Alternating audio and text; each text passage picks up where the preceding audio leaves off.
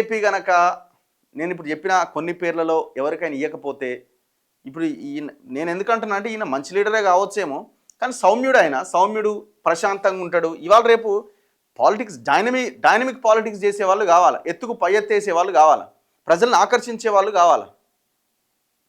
మరి ఏం చేయగలుగుతారు ఏందన్నది చూడాలి. ఇప్పుడు ఇది కిషన్ రెడ్డి లాగానే ఉంటుందా వ్యవహారం, లేకపోతే కిషన్ రెడ్డి కంటే ఇంకా దారుణంగా తయారైద్దా అన్నది చూడాలి. మళ్ళీ ఉంటుండేది. ఇప్పుడు ఆయన ఇప్పటికి కూడా ఆయనకున్న ఆప్షను పార్టీ పెట్టడం తప్ప ఆయనకి ఇంకొక ఆప్షన్ లేదు. ఆయన అందులో ఉండలేడు, బేసిక్గా అందులో నిలబడలేడు, అందులో ఉండలేడు, కష్టం. ఎందుకంటే ఇప్పుడు ఆ వాక్యూమ్ కూడా ఉన్నది.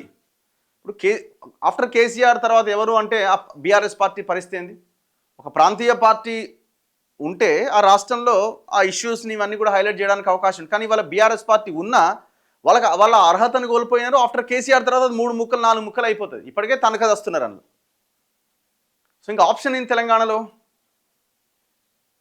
ఇప్పటికీ ఒక పార్టీకి అద్భుతమైన అవకాశం ఉంది, ఒక మంచి ప్రజల కోసం పనిచేసే లీడర్ వస్తే. కాకపోతే తెలంగాణలో లీడర్ లేడు. తెలంగాణలో లీడర్ లేకుండా పోయిండు అంతే.